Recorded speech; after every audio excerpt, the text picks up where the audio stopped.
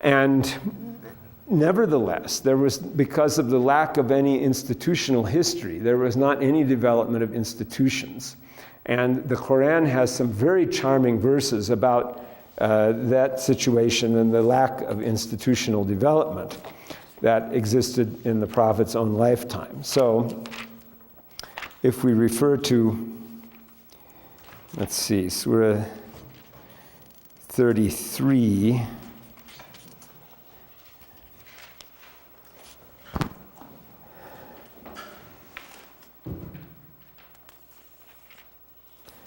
must be verse 53. Yes. Oh, you, on page 1074. Oh, you who believe, enter not the Prophet's houses until leave is given you. Now, mind you, houses here refers to the situation in Medina. The first mosque was built. So they built a mosque there that consisted of basically the courtyard of the Prophet's house, and then the rooms of his wives were along one side of the courtyard, and that was it. He didn't even have a room of his own or an office or something like that. So the Prophet's houses refers to the rooms of the Prophet's wives that opened off of the courtyard of the mosque. When the Muslims were very few at first in Medina, it was quite an intimate situation where everyone knew each other, sort of, and it wasn't such a problem of decorum that the Prophet's wives' rooms should be there and so on. But later on, it came down that a curtain should be put over each of the wives' rooms' door so that they would have privacy, and that people shouldn't speak to them directly, as lots of people became Muslims and Islam became widespread.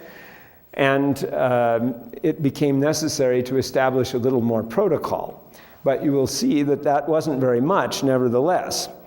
O you who believe, enter not the Prophet's houses, like the rooms of the Prophet's wives, until leave is given you for a meal, and then not so early as to wait for its preparation, but when you are invited, enter, and when you have taken your meal, disperse, without seeking familiar talk. Such behavior annoys the Prophet. He is ashamed to dismiss you, but Allah is not ashamed to tell you the truth. And this revelation is from not earlier than the year 6. And so the Prophet has only at most maybe 4 more years to live or so at the time this revelation came down. And here it is. He has no chamberlain or doorman, or even though he had a couple of servants, they were not empowered to block people from coming into the room. And so, but rather, he himself had to say, go, and he was shy of saying it. So that, and then it goes on, and when you ask his ladies for anything you want, ask them from before a screen. That makes for greater purity for your hearts and for theirs. So that's one. And then another revelation from the year 9, which is even later than that, in Surah 49, page 1339.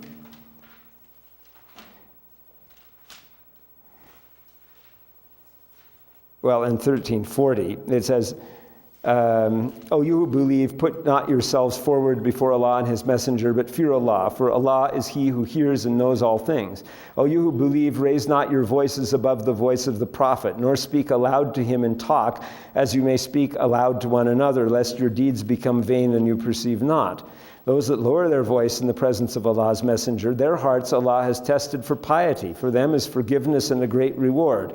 Those who shout out to thee from within, from without. Those who shout out to thee from without the inner apartments, in other words, standing outside his rooms, the room of where he's with his wife, and shout to him, most of them lack understanding. If only they had patience until you could come out to them, it would be best for them, but Allah is oft forgiving, most merciful. So here again you have the same picture that, people who are perhaps not Muslims yet even, and are coming to see about this prophet in the last couple of years of his life. This revelation is from the year 9, which is 631, about 1 year before he died or so. They were standing there shouting to him in the, come out. Well, is that any way to behave to the ruler of a state?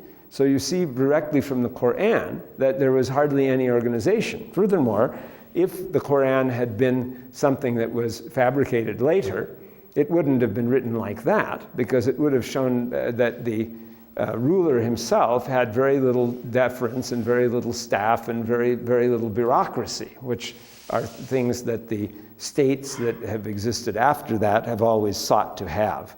So this is a very dramatic indication of the simplicity of the Medinan state that existed. And therefore, it isn't to be confused by any means with a modern state, and one should not try to foist on it the standards of a modern state and so on in dealing with it.